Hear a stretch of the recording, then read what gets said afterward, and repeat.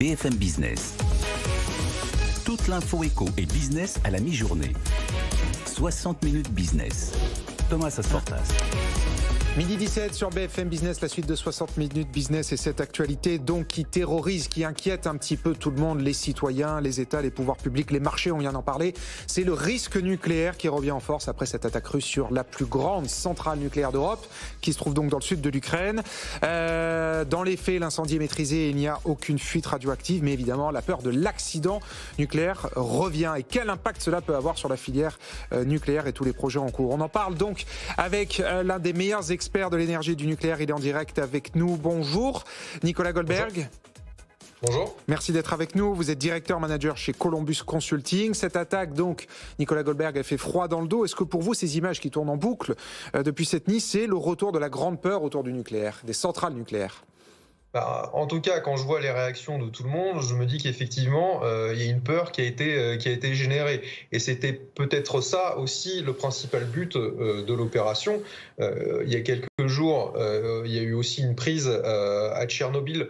Donc ça a visiblement réveillé de manière irrationnelle tout le monde sur « Oh là là, attention, Tchernobyl, il va se passer des choses, la Russie a accès à des matières radioactives. » Alors que là-bas, il n'y a plus un seul réacteur actif et la Russie est déjà bien dotée en capacité nucléaire, donc elle n'a absolument pas besoin d'avoir accès à Tchernobyl pour avoir accès à des matières. Donc en tout cas, ce qui est sûr, c'est que ça a réveillé une peur. Ensuite, est-ce que cette peur est fondée ? Bon, j'ai entendu beaucoup de choses, comme quoi on risquait un nouveau Tchernobyl, tout ça. Essayons de regarder les faits.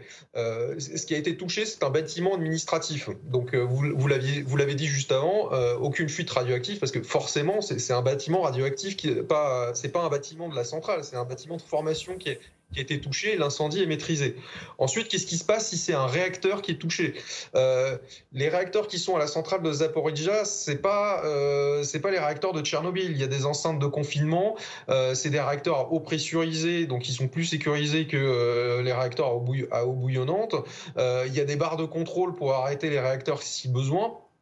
Aujourd'hui, le pire du pire de la catastrophe qu'on peut voir là, c'est surtout une mise à l'arrêt de la centrale, parce qu'elle produit 6 gigawatts d'électricité nucléaire. C'est énorme. C'est surtout là qu'est le risque. C'est pas vraiment un risque nucléaire. Le pire du pire qu'on pourrait avoir sur un risque nucléaire, c'est une pollution essentiellement locale. On risque vraiment pas un Tchernobyl. Maintenant, attention, c'est une centrale qui produit quand même beaucoup d'électricité et je ne suis pas un expert militaire, mais il y a fort à parier que si l'armée russe commence à essayer de contrôler ces différents points d'interconnexion du réseau et de production d'électricité, c'est surtout pour contrôler des points stratégiques du pays. Je ne pense pas aujourd'hui qu'il y ait un risque nucléaire qui soit réellement fondé.